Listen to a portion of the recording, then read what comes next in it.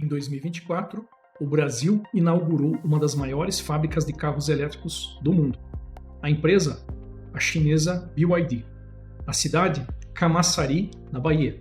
A mesma que viu a Ford fechar as portas 3 anos antes. Isso não é ironia do destino. É o movimento mais recente de um padrão que o Brasil repete há um século. E hoje eu vou provar isso. Deixa eu te fazer uma pergunta. Quando você pensa em proteção tarifária, tarifa alta para importados, você acha que isso ajuda ou atrapalha a inovação? A resposta correta é: depende. E o Brasil passou 100 anos errando exatamente nesse depende. Esse gráfico é o assassino serial da inovação brasileira. Não é um vilão, não é uma crise, é um padrão.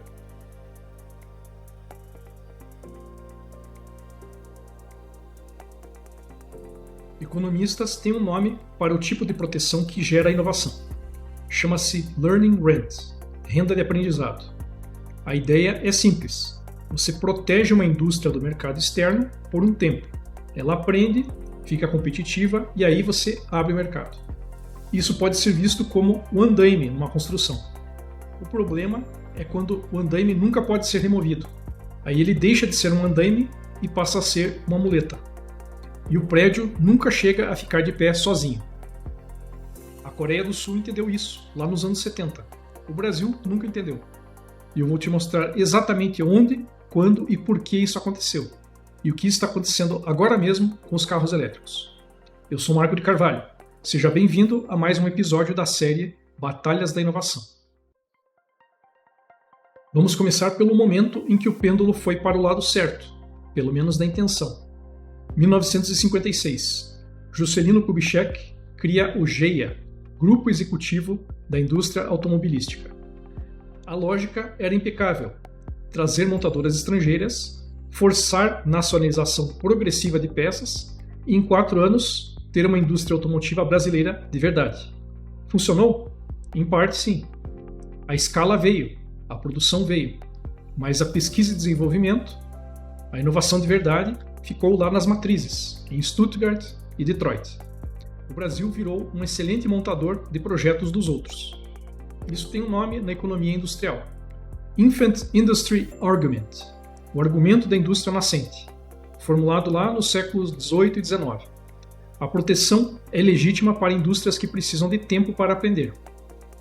O erro do Brasil foi não colocar prazo limite, nem metas de exportação. Agora veja o que a Coreia do Sul fez. E preste atenção nas diferenças, porque elas explicam tudo. O Hyundai Pony foi lançado em 1974. Era um carro horrível. Motor Mitsubishi, montagem precária. Mas o governo coreano disse para a Hyundai: você tem 10 anos para exportar, ou perde todos os incentivos. Em 1986, o Pony estava sendo vendido no Canadá. E hoje, a Hyundai é uma das maiores montadoras do mundo. Os motivos? Nós não agimos como um país verdadeiramente soberano que tem estratégia de desenvolvimento nacional. Voltando para o Brasil. Chegamos em 1990. O dramático presidente Fernando Collor acusa os carros nacionais de serem carroças. Bem, ele não estava muito errado sobre isso. Ele abre a economia. Tarifas caem de 85% para 18% em 2 anos, sem aviso, sem transição, sem cláusula de adaptação. Para as multinacionais que já estavam aqui, Ford, GM, Volkswagen, Fiat, foi um choque, mas elas sobreviveram. Tinham capital, tecnologia da matriz, escala global. Já para as empresas nacionais, isso foi sentença de morte. E aqui entra o caso mais emblemático desse episódio, como sintoma perfeito do que o pêndulo faz com quem está aprendendo.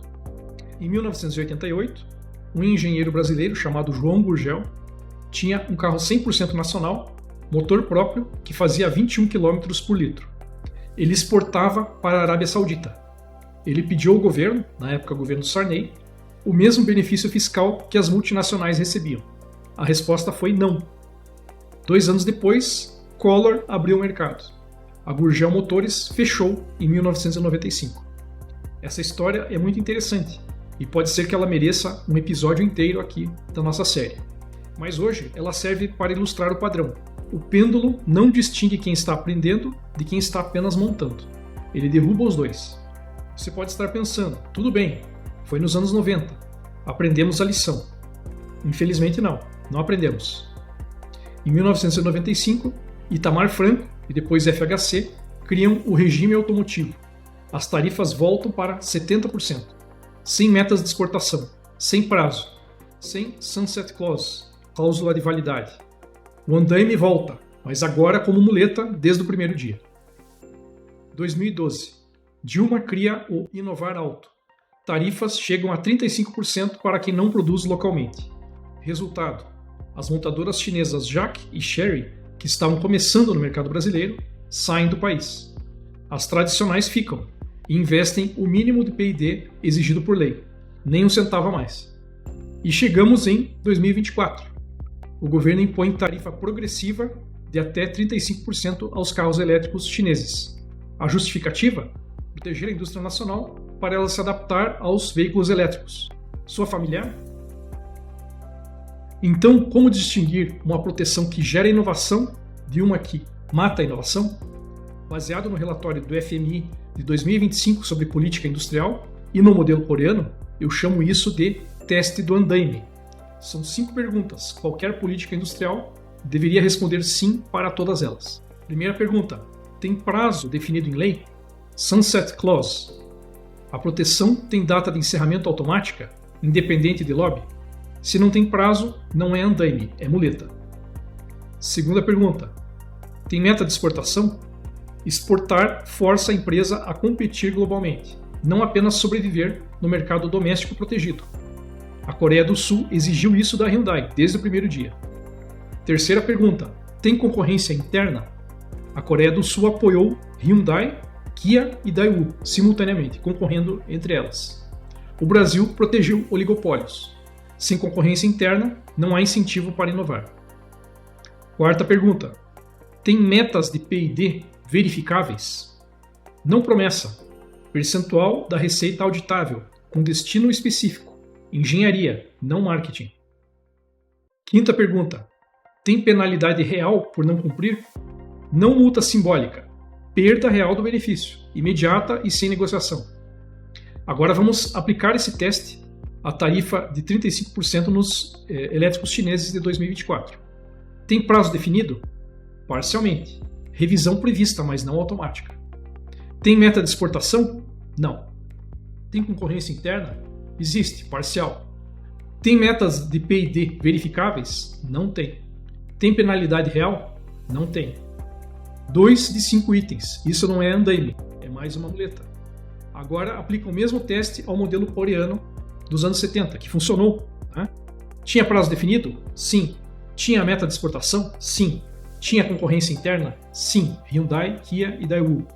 Tinha metas de P&D verificáveis? Sim. Tinha penalidade real? Sim. Perda imediata de subsídio. 5 de 5. Andaime perfeito. Resultado: a Hyundai de hoje. E aqui está o insight que a maioria dos debates sobre tarifas ignora completamente.